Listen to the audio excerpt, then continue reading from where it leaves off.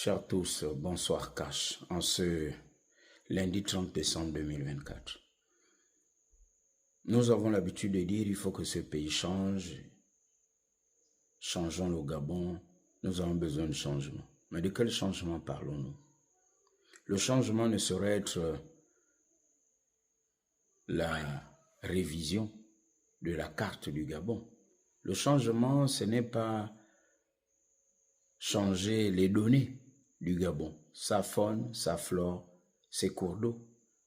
Non, le changement du Gabon, c'est ici, nos mentalités.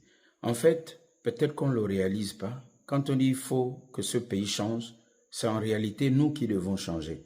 Mais nous ne devons pas changer notre démarche, notre façon de chanter, de danser, de manger, de faire l'amour, de courir, mais notre façon de réfléchir, de penser et d'agir.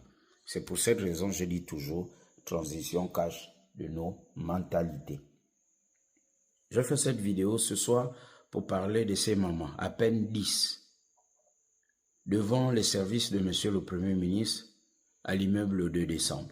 Ces mamans sont venues réclamer leurs droits, les droits de leur progéniture, leurs enfants étudiants et étudiantes au Maroc.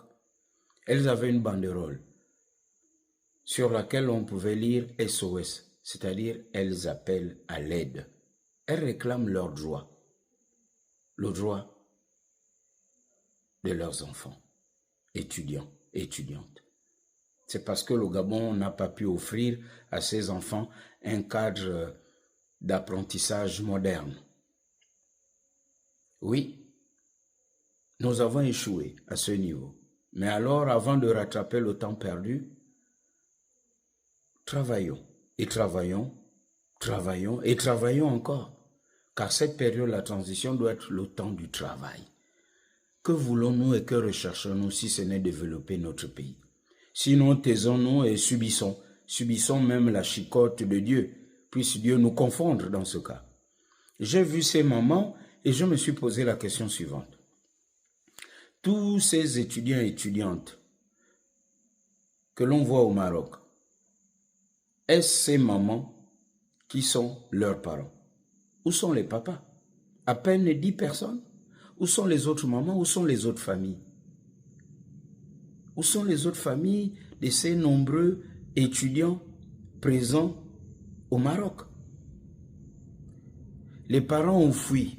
Quand vous voyez des parents fuir leurs responsabilités, c'est ça notre mauvais côté gabonais. On a peur, on fuit, on est hypocrite et on préfère que les autres parlent de notre problème. On pousse les autres. C'est ainsi que ces parents agissent.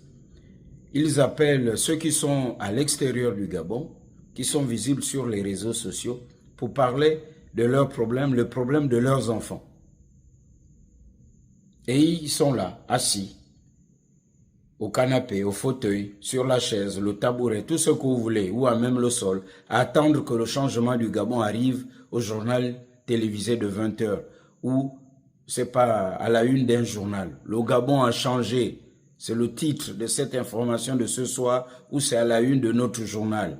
Nous vous annonçons le changement du Gabon. Ou bien, il y a eu un conseil des ministres présidé par Brice Clotaire Oligui Nguema et son gouvernement, la transition. Oligui Nguema a pris un décret. Le Gabon a changé. C'est ce qu'ils attendent. Voyez-vous dans quel pays nous sommes quand je parle de déficit de citoyenneté, des pères et mères de famille qui doivent manifester pacifiquement, comme on a vu ces quelques mamans, à peine 10 personnes, qui ont parlé pacifiquement en toute responsabilité, qui réclament ce qui leur revient de droit. Mais d'autres personnes trouvent des prétextes à ne pas être là.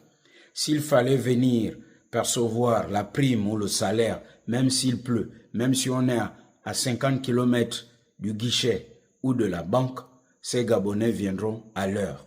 Alors, pour que ce pays change, nous devons nous-mêmes d'abord changer de mentalité. Où étaient les parents de ces enfants gabonais vivant au Maroc? Il n'y a pas que le Maroc, il y a d'autres pays où il y a des étudiants et étudiantes du Gabon. C'est ça la réalité, la triste réalité gabonaise. Alors, transition cache de nos mentalités. À bon entendeur, salut, cash.